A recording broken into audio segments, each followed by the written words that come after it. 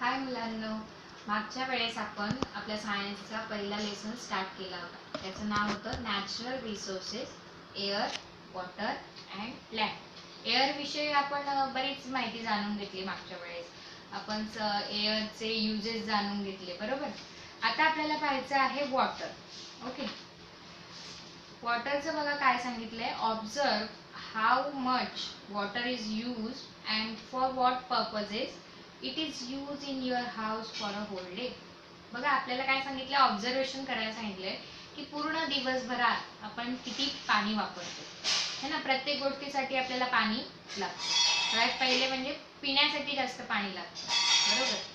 record it in a chart like the one shown here. Discuss the data in the class. मग तुम्हाला बाजूला एक हे दिलाय, एक बॉक्स दिलाय, त्याच्यामध्ये bath, brushing teeth, washing cloth, प्रत्येक गोष्टीला किती लिटर पाणी लागतं हे तुम्हाला ऑब्झर्वेशन करायला सांगितलं. त्या पद्धतीने तुम्ही ते करायचंय. You will see that it is almost impossible for us to spend even a single day without water.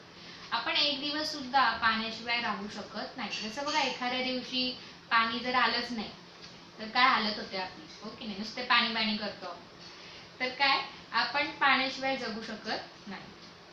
We need to drink 3 to 4 liters of water every day so that all our body functions run smoothly. आपण दिवसभर 3 ते 4 litre पाणी पिलं पाहिजे, तेव्हा आपल्या शरीरातले जे फंक्शन्स आहेत ते स्मूथली रन होतात, म्हणजे आपल्या शरीरातलं काम व्यवस्थितपणे चालतं. Other living things also require water, although the amount of water they need may vary according to the size of their body. प्रत्येक सजीवाला पाण्याची गरज आहे, त्याच्या साईजच्या अकॉर्डिंग. तो किती मोठा आहे किती लहान आहे यावर त्याला पाणी किती लागतं हे अवलंबून. Okay, thus we see that water is very important. याचाच अर्थ पाणी खूप इम्पॉर्टंट आहे, खूप महत्त्वाचं आहे. If hydrogen gas burns in air, it combines with oxygen and water is formed. पाणी कसं तयार झालेलं आहे बघा, त्यांनी सांगितलं आपल्याला.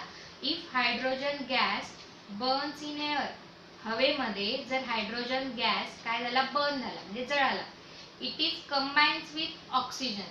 तो कशाशी कंबाईन झाला, ऑक्सिजनशी जर कंबाईन झाला तर त्याच्यापासून काय बनतं, पाणी बनतं, कळलं. म्हणून आपण त्याचं शॉर्टकट पण लिहितो H2O.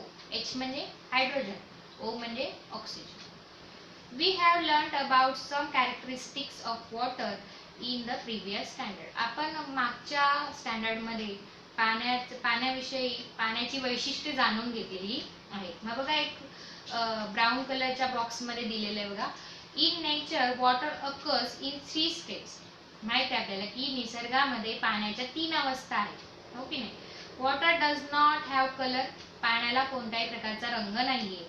टेस्ट और ऑर्डर, टेस्ट नाहीये म्हणजे चव नाहीये, आणि ऑर्डर म्हणजे वास नाहीये कोणत्याही प्रकारचा. Many substances readily dissolve in water. बरेच असे जे पदार्थ आहेत जे पाण्यामध्ये विरघळतात. Therefore water is a universal solvent. म्हणून पाण्याला काय म्हणतात, वैश्विक विद्रावक म्हणजे युनिव्हर्सल सॉल्व्हेंट. का म्हणतात, कारण त्याच्यामध्ये भरपूर प्रकारचे पदार्थ काय होतात, विरघळतात. The blood of animals and the sap in plants. Blood of animals म्हणजे प्राण्यांमधील रक्त, आणि sap in plants म्हणजे वनस्पतींमधले जे रस. जसं बघा आपण एखादं पान तोडलं तर त्याच्यामध्ये रस असतोच की नाही, तसं in plants contains a very high proportion of water.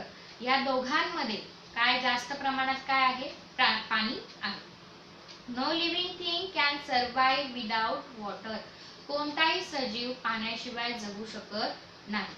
Therefore it is said that water is life. म्हणून पाण्याला जीवन म्हटलं आहे. पाणी हे जीवन आहे, पाण्याशिवाय आपण जगू शकत नाही. तर पुढे दिलंय बघा. We cannot use all the water on the earth because sea water is salt. बघा आपल्याला त्याचं पर्सेंटेज दिलेलं आहे. Water available on the earth. आपण मागच्या डायग्राम मध्ये पाहिले वॉटर किती पर्सेंट दिलेलं आहे. तिथे मागची डायग्राम तुम्ही अभ्यासली असेल बघा, इथे दाखवली ती, ओके नाही. मग किती दिलंय वॉटर 71%. माझं तुम्ही म्हणाल 71% आहे पाणी पृथ्वीच्या पूर्ण भूभागामध्ये 71% काय आहे वॉटर आहे. मग एवढ्या प्रमाणात आहे तर किती चांगलं आहे ना. पण तसं नाही, सगळंच पाणी काही आपल्या पिण्यायोग्य नाही. मग बघा सीज अँड ओशन्स म्हणजेच काय समुद्र आणि मोठे मोठे महासागर याच्यामध्ये 97% पाणी आहे. पण ते आपण पितो का ते पाणी? नाही, कारण ते कसं आहे सॉल्टी आहे, खारट आहे. Water available for drinking fresh water ते फक्त किती पर्सेंट आहे 2.7% एवढंच आहे. म्हणजे गोड पाणी, गोड पाणी म्हणजे खरोखरचं गोड नाही, जे पिण्यायोग्य आहे. मग बघा खाली लिहिलंय we cannot use all the water on earth because sea water is salty. जसं मी तुम्हाला आत्ताच सांगितलं, आपण सी वॉटर का नाही पिऊ शकत, कारण ते सॉल्टी आहे, खारट आहे. Some water is in the frozen state, काही जे पाणी आहे ते फ्रोझन आहे. मग बर्फाळ प्रदेशात त्याचं काय झालेलं आहे बर्फ झालेला आहे, म्हणून ते आपल्या काही कामाचं नाही. A very small quantity of water is available for drinking, अगदी कमी क्वांटिटी आहे की जे पाणी आपण पिऊ शकतो. Eight it is enough for all living things, पण ते आपल्या पूर्ण सर्व सजीवांना पुरून जातं, म्हणजे आपण ते यूज करून घेतो. ठीक आहे, पुढे बघूया आपण आता.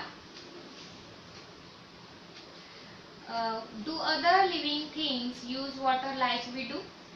We use water in large quantities. We have learned that water on the earth is regulated through the water cycle. तुम्हाला माहिती की फ्रेश वॉटर कुठून येईल, मग त्यासाठी वॉटर सायकल आहे की नाही, आपण अभ्यासलं की नाही. वॉटर सायकल म्हणजेच काय जलचक्र है ना. जसं बघा समुद्राच्या पाण्याची काय होते वाफ होते है ना, वॉटर वेपर तयार होतो. वॉटर वेपरने काय होते त्याचे ढग बनतात, त्याला थंड हवा लागली की काय त्याचं रूपांतर कशामध्ये होतं छोट्या छोट्या ड्रॉप्स मध्ये होतं, पाण्याच्या ड्रॉप्स मध्ये होतं. आणि ते जड झाले की ते कुठे पडतात पृथ्वीवर पडतात, त्यालाच आपण रेन म्हणतो, म्हणजेच पाऊस, हो की नाही. आणि मग ते जमिनीवर पडल्यावर आपल्याला मिळतं. The water vapour form from ocean is the main source of water in the water cycle. सगळ्यात मेन सोर्स कोणता आहे वॉटर सायकलचा, तो आहे ओशन म्हणजे महासागर. It gets converted into rain, त्याचंच रूपांतर मी तुम्हाला आत्ताच सांगितलं कशामध्ये होतं पावसामध्ये होतं. Creating fresh water sources on the earth, आणि मग आपल्याला पाणी उपलब्ध होतं. मग ते कशाच्या स्वरूपात उपलब्ध होतं आपल्याला. We get water from natural sources such as streams. Streams म्हणजे काय ओढे है ना, माहिती आहे ना तुम्हाला. रिव्हर्स म्हणजे नद्या, पॉन्ड्स म्हणजे तलाव, स्प्रिंग्स म्हणजे झरे, ओके नाही, लेक्स म्हणजे सरोवर. या सगळ्यांच्या माध्यमातून आपण आपल्याला पाणी उपलब्ध होतं. Man also digs wells and borewells to lift ground water. आणि आपण अजून आपण काय करतो मोठ्या मोठ्या विहिरी खोदतो, त्यानंतर बोरवेल्स करतो है ना. बोरवेल्स विषयी आपण 4th स्टँडर्डला पाहिले आहे. Apart from this, man has also constructed bunds and dams of various sizes on rivers. त्यानंतर माणूस अजून काय बांधतो धरणे बांधतो, बंधारे बांधतो. का बरं बांधतो, हे करण्याची काय गरज आहे, पावसाचं पाणी कुठेतरी अडवलं गेलं पाहिजे यासाठी. आणि ते आपल्याला थ्रू आउट द इयर म्हणजे पूर्ण वर्षभर ते आपल्याला उपलब्ध झालं पाहिजे, म्हणून आपण काय करतो ते पाणी साठवून ठेवण्याचा प्रयत्न करतो. Due to the uncontrolled use of water for an increase in population, industry and farming, it is now in short supply. मग बघा काय म्हटलंय, due to the uncontrol use of water. आपला जो यूज आहे पाण्याचा तो अनकंट्रोल आहे, आपण कसंही पाणी वापरतो. अगदी साधारण आपल्याला हातपाय धुवायचे असतील तर आपण अगदी पूर्ण मगभर पाणी सांडून घेतो आपल्या पायावर, हो की नाही. त्यानंतर आपण ब्रश करत असलो नळ चालूच ठेवतो. आपल्याला म्हणजे त्याची किंमत नाही आपल्याला पाण्याची, ती थोडंसं आपल्याला अवेअरनेस असायला हवी. बघा काय म्हटलंय, due to the uncontrol use of water for and increasing population. जास्त काय वाढली आहे, पॉप्युलेशन वाढली म्हणजे लोकसंख्या. मग तुम्हाला हे कळलंच असेल ना, जशी जास्त लोकसंख्या वाढेल तसं त्यांना पाण्याची गरज जास्त वाढेल की नाही. इंडस्ट्री, आता बघा सगळीकडे कंपन्या, मोठ्या मोठ्या फॅक्टरीज आहेत, त्यांना सुद्धा कशाची गरज असते? पाण्याची गरज असते. फार्मिंग महत्वाचं म्हणजे शेतीसाठी सुद्धा पाणी लागतं. It is now in short supply. आता हे जे पाणी आहे ते आपल्याला सप्लाय काय होतं? कमी प्रमाणात होतोय. वॉटर स्कॅसिटी. वॉटर स्कॅसिटी म्हणजे काय? पाणी टंचाई निर्माण झाली आहे. वॉटर स्कॅसिटी शब्द शिकलं की नाही आपण? वॉटर स्कॅसिटीचा अर्थ काय? पाणी टंचाई होत आहे. Has become a serious problem. हा सगळ्यात मोठा प्रॉब्लेम निर्माण झालेला आहे. हे झालं आपण वॉटर विषयी सगळं शिकलो की नाही. आता आपल्याला पाहायचं आहे लँड. लँड म्हणजे काय? जमीन. Land is seen in the form of stones, soil, big Roxx. It is not flat everywhere. मग बघा जी जमीन आहे ती कशाने बनलेली आहे? स्टोन्स. स्टोन्स म्हणजे दगड. सॉइल म्हणजे माती. बिग रॉक्स म्हणजे मोठे मोठे खडक. It is not flat. ती अशी सपाट नाहीये, ओबडधोबडच आहे.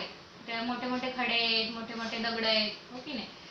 Flat everywhere. इट इज हिली इन सम प्लेसेस. काही ठिकाणी ती कशी आहे? हिली. हिली म्हणजे काय? उंच आहे, डोंगराळ भाग आहे. काही ठिकाणी काय? फ्लॅट, अगदी मैदान आहे. All terrestrial animals. टेरेस्ट्रियलचा अर्थ माहिती आहे ना? भूचर. भूचर प्राणी जे जमिनीवर राहतात.